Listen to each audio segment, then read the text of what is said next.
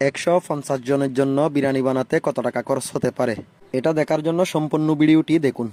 20 KG মাংসের সাথে 3 KG পেঁয়াজ দিয়ে দিয়েছি, 300 গ্রাম কাঁচামরিচ, 30 গ্রাম দারুচিনি, 30 গ্রাম এলাচ, 20 গ্রাম লবঙ্গ, 200 গ্রাম টকালু বকরা, 1 কেজি টক দই, 1 পিস বিরিয়ানি মশলা, 1 কেজি টমেটো, 20 গ্রাম হলুদের গুঁড়া, 100 গ্রাম ধনিয়ার গুঁড়া, 300 গ্রাম মরিচের গুঁড়া, 1 কেজি সরিষার তেল, 1 কেজি সয়াবিন তেল, 2 কেজি ঘি, একসাথে 800 গ্রাম লবণ, 150 গ্রাম সরিষা বাটা, 100 গ্রাম চিকন জিরা বাটা, 200 গ্রাম বাদাম বাটা, রসুন বাটা 300 গ্রাম, 300 গ্রাম আদা বাটা, একটা নারকেল বাটা।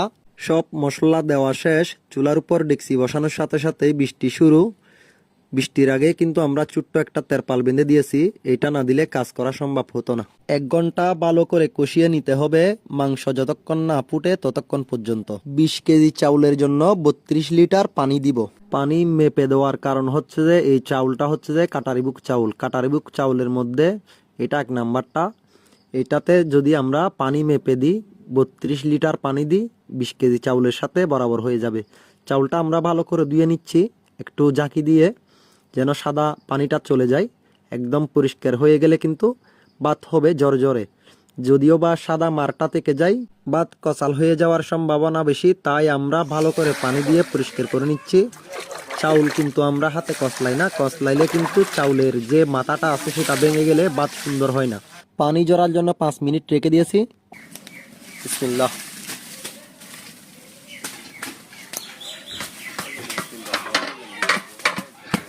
চাউল দেওয়ার পর এভাবে মিলাই দিতে হবে পানির সাথে মিশে যাওয়ার জন্য।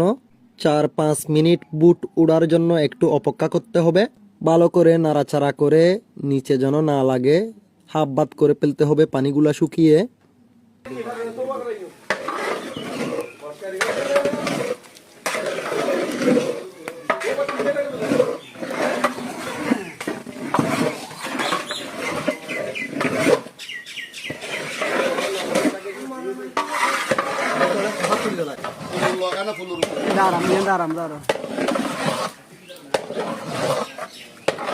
দমের মধ্যে 20 মিনিটের জন্য রেখে দিতে হবে। 20 মিনিট পর